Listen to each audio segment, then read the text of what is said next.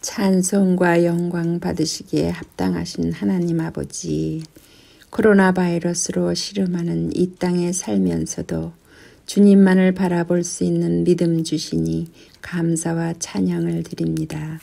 그리고 지난 한 주간도 이 험한 세상에서 저희들을 보호하여 주시고 성령님 안에서 함께 인도하여 주심을 감사드리며 또 이 복된 안식일을 주셔서 마음의 평안을 주시니 감사 또 감사드립니다. 하나님 아버지 말씀 속에 항상 기뻐하라, 쉬지 말고 기도하라, 범사에 감사하라 그렇게 말씀하셨지만 잘 지키지 못하고 살아온 것 회개하오니 용서하여 주시고 십자가의 보혈로 깨끗게 하여 주세요. 그동안 많은 생각을 하면서 우리의 자신을 돌아볼 수 있는 시간이었지만 지금도 생활고와 건강 상태가 좋지 않아서 고통 중에 있는 교우들에게 친히 성령님 함께 하시어 우리를 치유해 주시고 위로하시며 회복시키시는 하나님을 바라보며 더더욱 굳건한 믿음이 되게 도와주세요. 그리고 아버지 4월부터 전 교인이 40일 기도와 헌신회를 가지려고 합니다. 사탄 막이 틈타지 않게 해주시고 이 기회로 우리 모두가 동참하여 새로 거듭나는 저희들 될 수 있게 성령님 함께하여 주셔서 배운 것을 매일매일의 삶 속에서 실천하며 늘 감사하는 마음으로 기도드리며 믿음이 흔들리지 않게 도와주세요.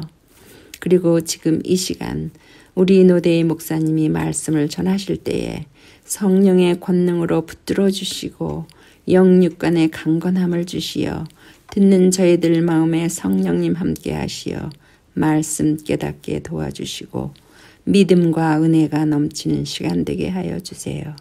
그리고 하루빨리 코로나 바이러스가 물러가서 우리 다시 하나님의 성전에서 얼굴 마주보며 행복한 예배를 드리며 성도의 교제를 나눌 수 있는 날이 빨리 오기를 기도해 봅니다. 우리의 사랑과 소망 되시는 주 예수 그리스도의 이름으로 간절히 기도드립니다. 아멘.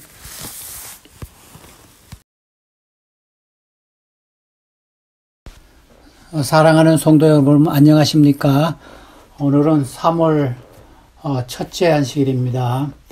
2020년 작년에 3월 제가 첫째 안식일에 우리 같이 마스크를 쓰고 예배드린 기억이 납니다. 벌써 1년 동안 우리가 만나지 못하고 비대면 예배를 보아봤습니다. 하나님께서 축복하시면 우리가 단시일 내에 우리 같이 모여서 우리 하나님께 경배하는 날이 속히 왔으면 하고 바랍니다. 다윗의 쓴 시 중에요. 시편 23편은 굉장히 자상한 목자의 시입니다. 여러분들이 잘 아시지만 그래서 굉장히 자상하고 좀 여성적인 면이 있습니다. 근데 여기에 대조적으로 아주 웅장한 다윗의 그 신학이랄까 다윗의 그것이 쓰여진 시가 있는데 이것이 시편 139편입니다. 그래서 오늘은 이 139편을 여러분과 같이 하나님 말씀을 보고자 합니다. 근데 다윗의 신학이라고 이 제목이 있는데 사실 이것은 다윗의 개인적인 노래와 기도입니다. 그래서 제목에도 여러분들이 이 성경 139편을 보면요, 다윗의 그 노래라 이런 그 제목이 붙어 있습니다. 지휘자를 따라 부르는 다윗의 노래 그렇게 되어 있습니다.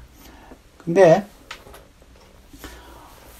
그래서 자기 그 하나님에 대한 그 신관, 하나님에 대한 신학을 개인적인 경험을 바탕으로 아주 쉽게 노래한 것입니다. 근데 어느 학문이나 여러분들이 신학이나 뭐 의학이나 무슨 어느 학문이나 이런 것이 있습니다. 그 학문의 분야를 모르는 사람은 그 학문에서 쓰이는 그 전문 용어를 잘 알지 못해요. 근데 사실은 왜 그렇게 하는지 모르겠어요. 신학도 마찬가지예요. 의학도 그렇지만 일반인들에게 모르는 단어는 사실은 그건 다 아는 단어인데 모르는 단어를 쓰는 경향이 있습니다.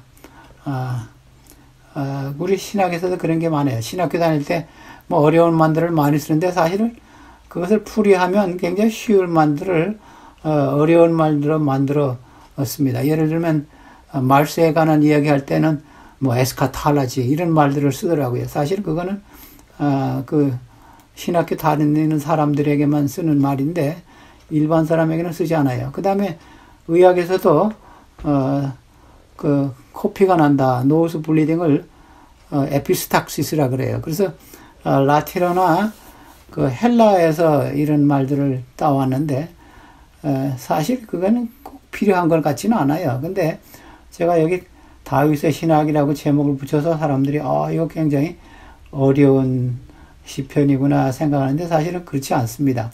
이것을 다윗이 쉽게 하나님에 대해서 노래하면서 시를 만들었습니다. 그래서 사실 좋은 선생님은 쉬운 것을 어렵게 가르치는 분은 좋은 선생님이 될 수 없어요. 근데 어려운 것을 쉽게 가르치는 분이 이것이 진짜 좋은 교사입니다. 그래서 예수님은 우리 좋은 교사이죠. 그래서 다윗도 아주 어려운 그 하나님에 대한 그 어려운 그것을 쉽게 풀이했습니다. 139편은요 24절까지 있는데 굉장히 잘 짜여진 시입니다. 24절을 6절씩 나눴습니다. 6절, 6절, 6절, 6절. 그래서 4, 6이 24 아닙니까? 그래서 처음에 세 부분은 하나님에 대한 신학적인 이야기입니다. 근데 자기 개인의 경험을 해서 간증 비슷하게 했습니다. 그 다음에 마지막 그 6절은 자신의 결심과 기도와 소원이 나옵니다. 그래서 1절부터 6절까지가 첫째 부분이고 7절에서 12절까지가 둘째, 13절에서 18절까지가 셋째 부분, 그 다음에 19절에서 24절까지가 자기의 결심과 소원과 기도가 여기 나옵니다. 그래서 첫 부분에 나오는 139편 1절부터 6절은 이것은 하나님은 모든 것을 다 아신다. 이것이 이 부분의 주 내용입니다. 그래서 뭐 신학적인 용어는 omniscient라는 말을 씁니다. 근데 사실은 라틴에서 왔는데 하나님은 모든 것을 아신다. 그런 하나님에 대한 신학적인 논쟁을 합니다. 보십시다. 39편 1절에 보면요. 주님, 제가 이 시편 39편을 읽을 텐데 여기 주로 제가 새 번역 성경에서 읽겠습니다. 이거 제가 우리 성경하고 개역 개정하고 비교해 보니까 이 새 번역이 번역을 더 좀 충실하게 잘했어요. 그래서 새 번역에서 말씀드리겠습니다. 1절과 2절 보십시다. 주님, 주께서는 나를 샅샅이 살펴보셨으니 나를 훤히 알고 계십니다. 내가 앉아 있거나 서 있거나 주님께서 다 아십니다. 멀리서도 내 생각을 다 알고 계십니다. 그래서 다윗이 하나님은 모든 것을 다 알고 계신다. 이것은 여기서 굉장히 강조했습니다. 근데 이것을 어렵게 설명하지 않고 자기 자신에 대해서 이게 나라는 말이 나오잖아요. 그래서 굉장히 퍼스널 이런 개인적인 그 사상을 중심으로 하나님에 대한 것을 말씀했습니다. 그래서 여기 내 생각을 아신다 그랬습니다. 그래서 여기 제일 처음으로 하나님께서 멀리서 계시면서도 내 생각을 아신다 그랬습니다. 그래서 생각이 굉장히 중요합니다. 우리 잠언 23장 7절에도 보면요. 대저 그 마음의 생각이 어떠하면 그 위인도 그 사람 됨됨이도 그 뜻이죠. 그 위인도 그러한즉 그가 내게 먹고 마시라 할지라도 그의 마음은 너와 함께 하지 아니함이라 그랬습니다. 이게 첫 부분에 보면 사람의 생각이 그 사람을 결정한다 그랬습니다. 그래서 여기 하나님께서 나의 생각을 멀리 계시지만 친히 알고 계신다. 그래서 하나님에 대한 그 6절까지는 하나님께서 나를 다 아신다는 것을 주로 강조 내용입니다. 그 다음에 3절에 보니까 또 알고 계신 것이 하나 있습니다. 내가 길을 가거나 누워있거나 주님께서는 다 살피고 계시니 내 모든 행실을 다 알고 계십니다. 그래서 두 번째로 하나님께서 나에 대해서 알고 계시는 것은 나의 행실을 알고 계신다 그랬습니다. 그래서 첫 부분에서는 내 생각을 알고 계시고 그 다음에 나의 행동, 행위도 아신다 그랬습니다. 우리 예수님께서도 우리 행실에 대해서도 굉장히 강조하셨어요. 마태복음 12장에 보면 예수님의 그 친척들이 예수님을 찾아왔을 때 예수님께서 이런 말씀하셨죠. 마태복음 12장 50절입니다. 누구든지 하늘에 계신 내 아버지의 뜻대로 하는 자가, 하는 자는 행하는 자가 내 형제요 자매요 어머니라 하시더라 그랬습니다. 그래서 여기 생각이 더 발전하면 행동이 됩니다. 그래서 하나님의 뜻대로 잘 순종하는 자가 예수님과 지적 관계가 된다 그런 말씀을 마태복음 12장에 하셨습니다. 그래서 행동이 제일 기초적이고 그 후에 행동을 해서 이제 행위로 나옵니다. 근데 그 다음 절에 보면요. 또 하나님께서 아시는 게 있습니다. 139편 4절. 내가 혀를 놀려 아무 말 하지 않아도 주님께서 내가 하려는 말을 이미 다 알고 계십니다. 하나님께서는 생각도 아시고 내 행위도 아시고 여기 와서는 4절에 와서는 내 말도 아신다 그랬습니다. 심지어 숨은 말까지 내가 말하기 전에 숨은 말까지 하신다 그랬습니다. 그 아모스 9장에 보면요. 우리가 하나님 앞에는 숨길 것이 하나도 없다 그랬습니다. 그래서 참 우리가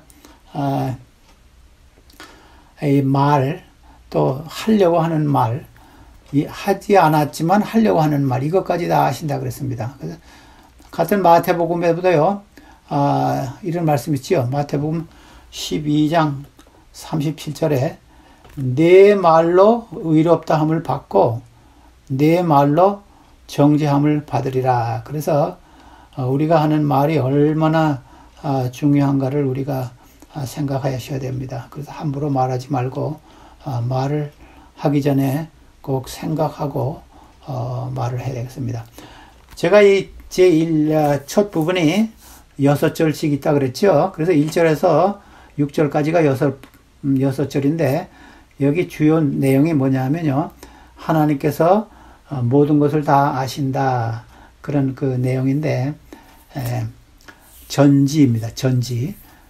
하나님께서 모든 것을 아신다. 근데 앞에 넉 절은 이게 항상 이렇게 돌아갑니다. 앞에 넉 절은 거기에 대한 그 하나님에 대한 신학을 이야기하고 그 다음에 나머지 두 절은 꼭 거기에 대한 회상 그걸 어떻게 자기가 거기에 대해서 어떻게 반응하느냐 그것을 그 두 절에 꼭 나옵니다. 그러니까 4절 다음에 다음 두 절은 거기에 대한 나의 반응, 회상.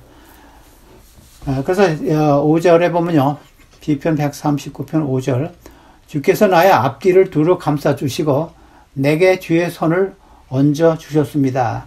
근데 하나님께서 우리를 아신다 하니까 사람들이 굉장히 겁을 먹을 것 같이 하나님께서 내 모든 것을 아신다. 근데 다윗은 반대로 생각했어요. 주께서 내 앞뒤를 두루 감싸 주시고 내게 주의 손을 얹어 주셨습니다. 그래서 하나님께서 나를 아신다는 것이 굉장히 위로가 된다는 것입니다. 그래서 여기에 이 하나님께서 나에 대한 모든 것을 아는 것이 이 다윗의 반응인데 내가 무서워하지 않고 오히려 기뻐한다. 그런 말씀입니다. 그래서 6절에도 그 유사한 말이 나옵니다. 6절에 보면요. 이 깨달음이 하나님께서 나를 아신다는 이 깨달음이 하나님에 대한 이 신학이 내게는 너무 놀랍고 너무 높아서 내가 감히 측량할 수조차 없습니다. 그리고 이게 무엇입니까? 이거는 제가 보기에는 완전히 감사의 찬양입니다. 하나님께서 나에 대해서 이렇게 잘 알고 계시는 것이 나에게는 너무나 높고 감사하고 측량할 수 없습니다. 하나님 감사합니다. 나에 대해서 이런 관심을 갖고 계십니다. 얼마나 감사합니까? 그래서 두려움이 아니라 오히려 하나님께서 나를 알고 계신다는 것이 굉장히 감사와 감탄으로 이어졌습니다. 근데 죄 지은 사람들은요, 사실 하나님께서 나를 아신다는 것이 굉장히 무서운 경험이 되겠죠. 제가 옛날에 어떤 제 친구하고 그 친구 차를 타고 어디 가는데 그 친구 얼굴이 갑자기 얼굴이 파래지더라고요. 그래서 왜 그러냐니까 자기가 면허가 정지됐는데 정지된 면허를 가지고 다니는데 옆으로 경찰이 지나갔다는 거예요.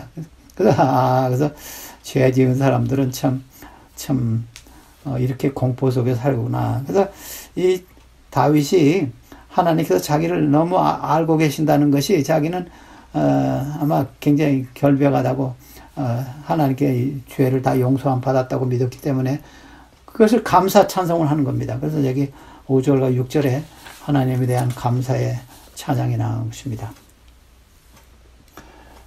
그 다음에 7절부터 12절까지 16절이죠. 두 번째 부분 7절에서 12절까지는 하나님에 대한 신학은 하나님은 편재하시다. 다른 말하면 무소부재하시다. 어디에나 다 계신다. 이런 신학이 그 6절 속에 나옵니다. 139편 7절. 참 이게 잘 짜졌습니다. 내가 주의 영을 피해서 어디로 가며 주님의 얼굴을 피해서 어디로 도망치겠습니까? 그러니까 할 수 없다는 것이죠.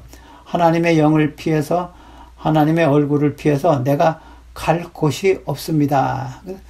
다윗의 생애 가운데 하나님의 성령에 대해서 굉장히 강조한 것을 우리가 알 수 있습니다. 다윗이 크게 범죄한 후에 여러분들이 잘 아시는 시편 51편 참회의 시를 썼습니다. 나단 선지자가 와서 범죄한 사람은 당신입니다. 이렇게 충고할 때 다윗이 나단 앞에 엎드려 가지고 하나님께 회개했습니다. 근데 회개 시에 보면요. 시편 51편 11절인데 나를 주 앞에서 쫓아내지 마시며 주의 성령을 내게서 거두지 마소서 그랬습니다. 그래서 이 하나님의 성령 이것을 굉장히 그 다윗이 중시한 것을 알 수 있습니다. 그래서 그 39편 7절에도 하나님의 영을 피해서 갈 곳이 없습니다. 하나님의 얼굴을 피해서 도망할 곳이 없습니다. 편재하시는 무소부재하시는 하나님이십니다. 이런 말을 했습니다. 그 다음에 그 다음 절에는요. 내가 이 참 재밌게 나옵니다. 여기 그 다음 편은 이게 상하로 나옵니다. 139편 8절입니다. 내가 하늘로 올라가더라도 주님께서는 거기에 계시고 수월에다 이거는 수월은 무덤입니다. 무덤의 자리를 펴더라도 주님은 거기에도 계십니다. 그러니까 이 상하입니다. 하늘은 위지요. 상 무덤은 아래지요. 하나님 내가 하늘에 올라가더라도 하나님께서는 거기 계십니다. 내가 무덤에 내려가도 죽을지라도 하나님께서는 거기 계십니다. 그래서 상하입니다. 그러면 이제 그 다음 절은요 반대입니다. 동서입니다. 그래서 이 세 번역이 잘 되어 있어요. 내가 저 동력 139편 9절입니다. 내가 저 동력 너머로 날아가거나 바다 끝 서쪽으로 가서 거기에 머물지라도 그렇습니다. 그래서 앞에는 상하 130편 9절은 동서 동해도 계시고 해가 뜨는 동해도 계시고 바다 저 끝 서쪽에도 예수님이 계십니다. 하나님이 계십니다. 그래서 유대 나라 지도 보면요 서쪽은 지중해로 가는 쪽입니다. 그래서 서쪽은 바다 끝 서쪽으로 가서 그런 말이 이렇게 해석했습니다. 그래서 하나님께서는 하늘에도 계시고 무덤에도 계시고 동쪽 해가 드는 동쪽에도 계시고 바다 끝 저쪽 저 서쪽에도 계십니다. 그래서 동서남북 다 어디나 상하에 계십니다. 그래서 10절 그 다음 절 보십시다. 거기에서도 주님의 손이 나를 인도하여 주시고 주님의 오른손이 나를 힘있게 붙들어 주십니다. 하나님이 어디나 계시니까 악인들은 참 무서운 하나님이다 이렇게 생각할 수 있겠죠. 근데 다윗이 뭐라 그랬습니까? 하나님이 어디나 다 계시니까 하나님의 손이 나를 인도하십니다. 어려울 때나 흥할 때나 참 위험을 당할 때나 일이 잘 될 때나 주님의 오른손이 주의 손이 나를 힘있게 붙들고 있습니다. 그래서 굉장히 파지티브하게 적극적으로 하나님이 함께 계신다는 편지하신다는 것을 표현했습니다. 그래서 하나님의 무소부재하심을 이렇게 굉장히 찬양시로 나옵니다. 그래서 그 다음 절에 보면요, 12절에는 하나님께서 어두움도 우리가 하나님께서 우리와 사이를 끊어놓을 수 없다 그런 뜻입니다. 139편 12절 주님 앞에서는 어둠도 어둠이 아니며 밤도 대낮처럼 밝으니 주님 앞에는 어둠과 빛이 다 같습니다. 그랬습니다. 그래서 어둠이란 것은 참 우리가 어려운 일을 당하는 것은 어둠이라도 생각할 수 있어요. 또 빛이라는 것은 우리 일이 형통할 때, 근데 우리가 어두움을 당하나 어려움을 당하나 또 곤경에 처했을 때나 일이 형통하게 될 때나 잘 될 때나 주님은 나와 같이 계십니다. 나에게 그것이 큰 위로가 됩니다. 이런 말씀입니다. 그래서 굉장히 하나님의 편재, 무쇠부재하신 하나님에 대해서 아주 긍정적으로 받아들였습니다.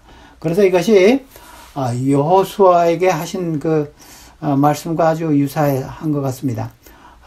이 모세가 이제 죽은 후에 모세의 후계자가 여호수아인데 여호수아에게 하나님께서 여호수아 1장 5절을 보면요, 내 평생에 너를 능히 대적할 자가 없으리니 이제 여호수아에게 확신을 주시는 하나님의 말씀입니다.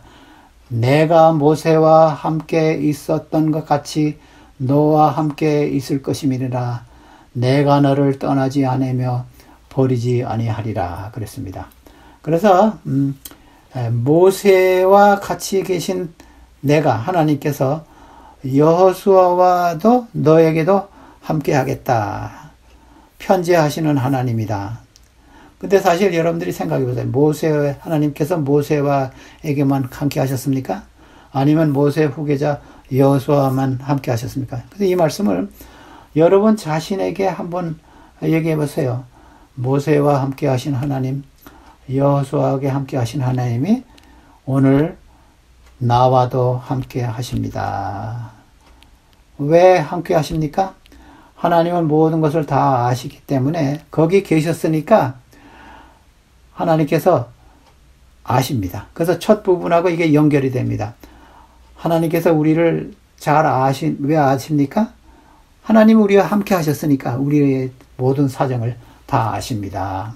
그래서 이 세 부분이 다 연결이 됩니다. 근데 셋째 부분은 또 다른 면을 하나님에 대해서 말씀합니다.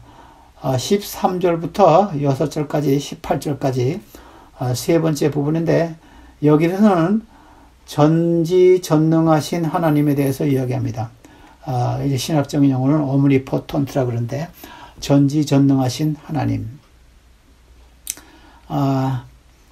13절 보십시다. 139편 14절. 근데 이것을요, 다윗이 아까도 전에도 얘기했지만 어렵게 설명하지 않고 자신의 경험을 통해서 얘기했어요.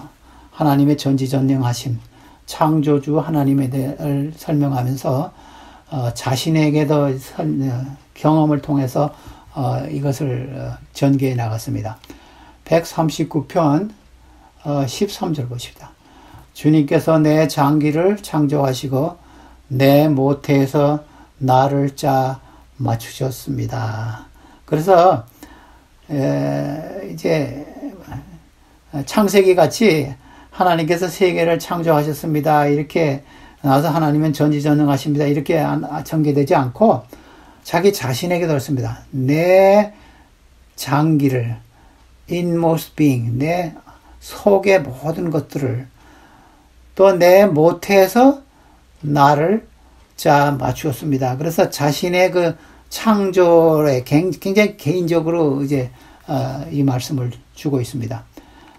참 그래서 그 다음 절이 굉장히 유명한 말씀인데 여러분 139편 14절은 여러분들이 많이 들어보셨을 거예요.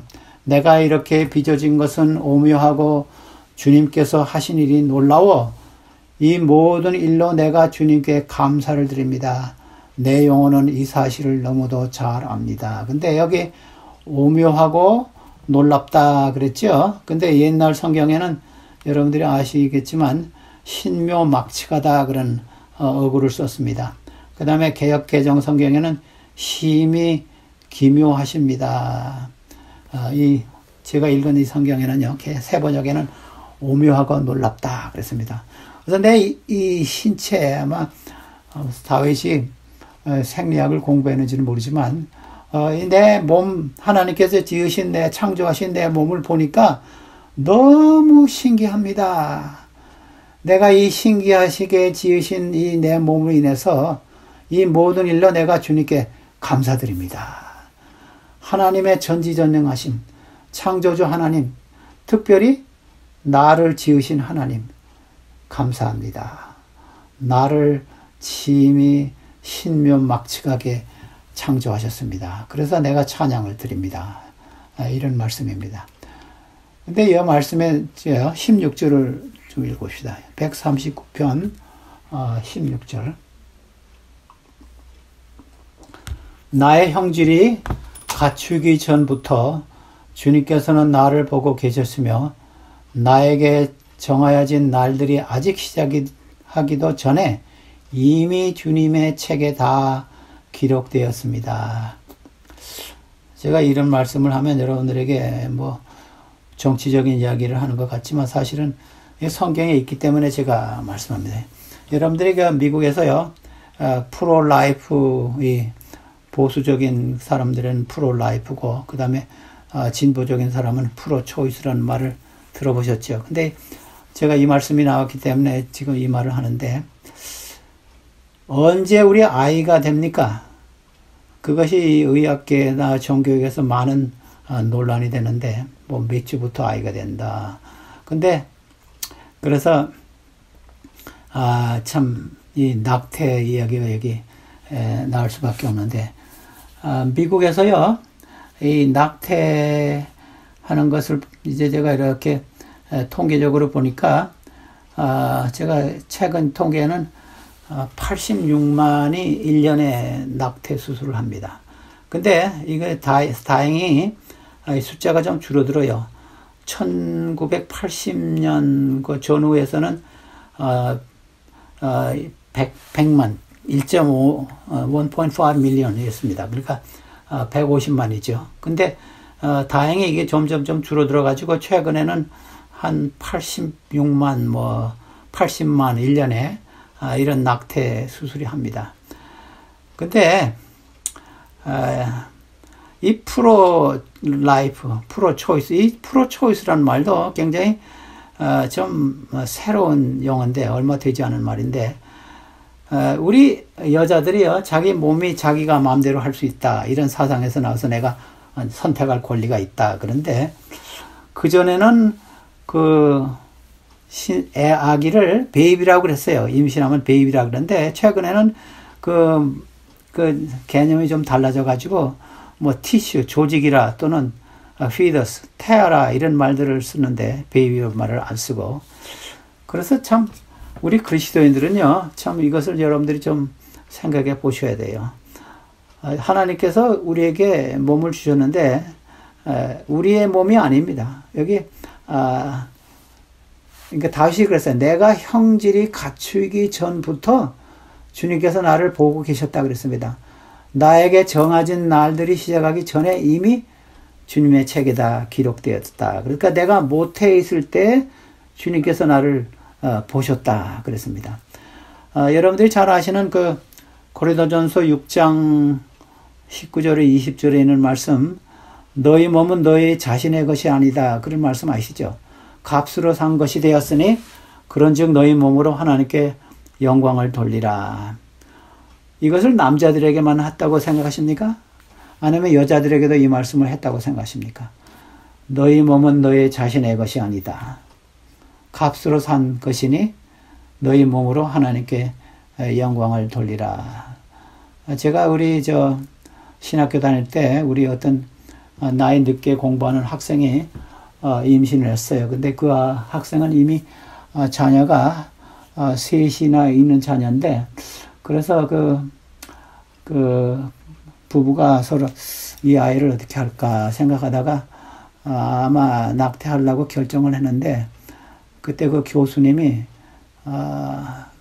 하지 말라고 아주 권고했어요. 강력하게 권고하면서 이런 약속을 했다 그래요. 이 아이를 낳으면 내가 이 아이를 대학 교육까지 책임을 져주겠다. 그런 약속까지 했다 그랬습니다. 근데 그것을 시행하는지 모르죠. 그 아이가 지금 대학교 다니는데, 그래서 참 우리가 이 성경에 있는 이 말씀을 좀 잘 여러분들이 생각하고 여러분들이 결정하고 다른 사람에게도 가르쳐줘야 합니다. 예레미야도요. 예레미야 1.5절에 보면요. 하나님께서 예레미야에게 이런 말씀을 했어요. 내가 너를 모태에 짓기 전에 너를 알았고 네가 배에서 나오기 전에 너를 성별하였고 너를 여러 나라의 선지자로 세웠노라 하시기로. 예레미야 1장 5절입니다. 그래서 모태에서 너를 알았다 그랬습니다. 하나님께서. 언제 예레미야를 아셨냐면 모태에서 이미 예레미야를 아셨고 그가 선지자가 될 것을 이미 아셨다 그랬습니다. 그래서 하나님께서 우리의 전지전능하시고 창조주이시고 나를 지으시고 이것이 어떤 영향을 주었냐 하면요. 139편 17절에 보면요. 하나님 주님의 생각이 어찌 그리도 심오한지요. 그 수가 어찌 그렇게도 많은지요. 그래서 지금 다윗이 하나님, 우주의 통치자 하나님, 창조자이신 하나님, 전능하신 하나님, 어디나 계시는 하나님이 나의 생각은 나를 생각하신다니 너무나 감사합니다. 그래서 여기는 하나의 감탄사입니다. 우리 영어 성경에는 이 감탄사가 나왔잖아요. 하나님, 당신이 나의 생각을 얼마나 귀중한지요 하고 감탄사가 나옵니다. 그 수가 어떻게 그렇게 많은지요. 하나님의 그 나에 대한 그 사려가 얼마나 큰가요? 이렇게 139편 17절에 감탄사가 나옵니다. 그 다음 절에 보면요. 하나님께서 내가 세려고 하면, 하나님께서 나에 대한 생각을 내가 세려고 하면 모래보다 더 많습니다.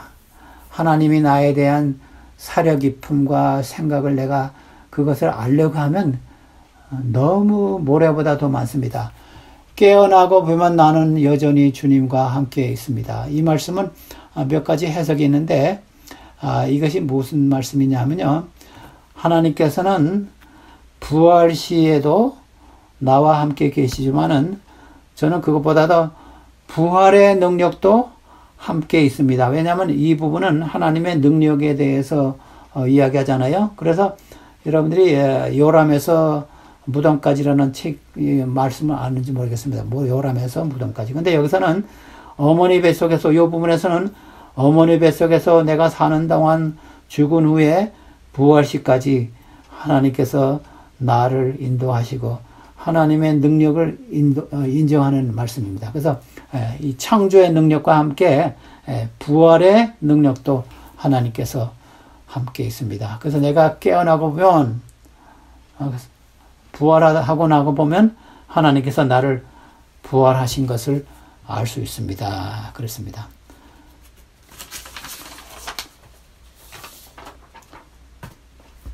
그 다음에 19절부터 23절까지 6절은 거기에 대한 나의 결심과 소원과 기도. 그러니까 하나님께서 모든 것을 아시고 하나님께서 어디나 다 계시고 하나님께서 전지전능하시고 나를 창조하신 이 하나님에 대해서 내가 그러면 어떻게 해야 될 것인가. 이것이 그 다음 6절에 나옵니다. 19절부터 23절까지입니다. 하나님 139편 19절입니다. 하나님 주님께서 악인을 죽여만 주신다면 피 흘리게 하기를 좋아하는 자들아 내게서 물러가거라. 이 부분이요 조금 어려운 부분인데 19절부터 22절까지 악과 악에 대한 저주를 선언한 겁니다. 근데 이렇게 해석할 수 있습니다. 나는 죄도 싫고 죄인도 싫습니다. 인간이니까 어떻게 할 수 없습니다. 사실 여러분들이 이런 말씀 들으셨죠. 하나님은 죄를 미워하시지만 죄인을 사랑하신다. 하나님이시니까 하나님은 그렇게 하는 것 같아요. 근데 인간으로서는 사실 이 죄와 죄인을 구분하는 것은 참 힘든 일입니다. 이게 굉장히 조심해야 될 거예요. 그래서 여기 다윗은 하나님 저는 죄도 싫지만 죄인도 싫습니다. 그래서 아예 그들과는 좀 상관하지 않기를 원합니다. 아마 이런 그 다윗의 그 쟁점을 제가 여기 읽었습니다.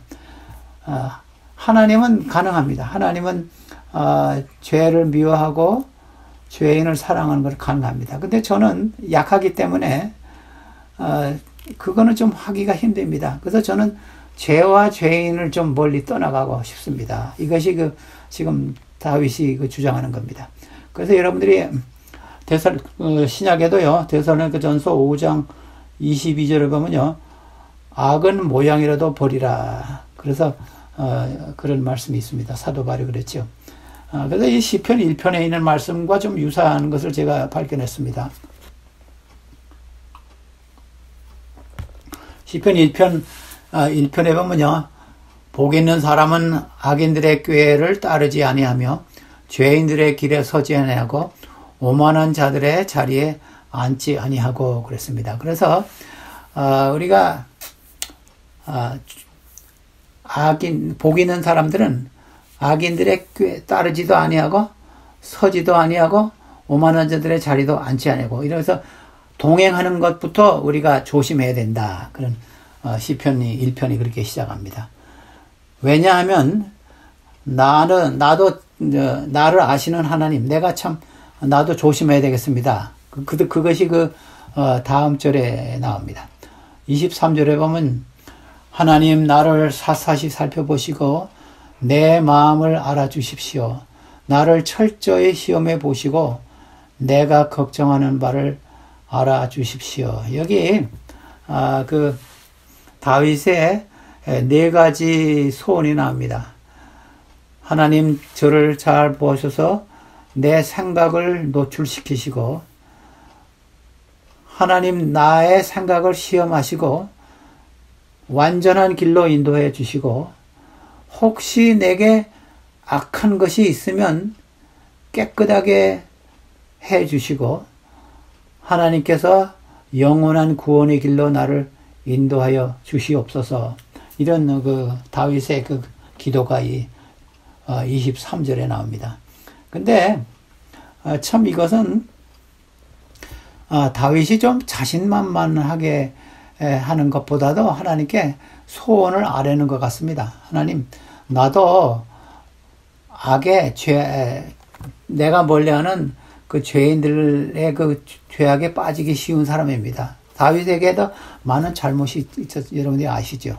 여러 가지 죄를 지었는데, 나도 그런 좀 연약한 인간입니다. 그러니까 나를 좀 살펴보시고 내 마음을 좀 알아주세요. 내가 하나님을 따르기를 원합니다. 나를 철저히 시험해 보시고 여기 이 말에는 내가 곁길로 갈 때 나를 좀 옳은 길로 견책하시고 채찍질 하시고 옳은 길로 인도해 주시고 그 다음에 내가 지금 걱정하는 나의 잘못과 나의 죄의 길을 가는 것을 바로 가지 않도록 바로 잡아 주십시오. 그래서 다윗의 그 네 가지 소원이 나옵니다. 근데 어떻게 보면 다윗이 이것을 기억한 것 같아요. 이사야에 여러분들이 아시는 말씀, 이사야 43장 25절에 보면요, 하나님께서 이런 말씀했어요. 하나님께서 나는 나를 위하여 내 허물을 도말하는 자니 내 죄를 기억하지 아니하리라. 저는 이런 생각도 해왔습니다.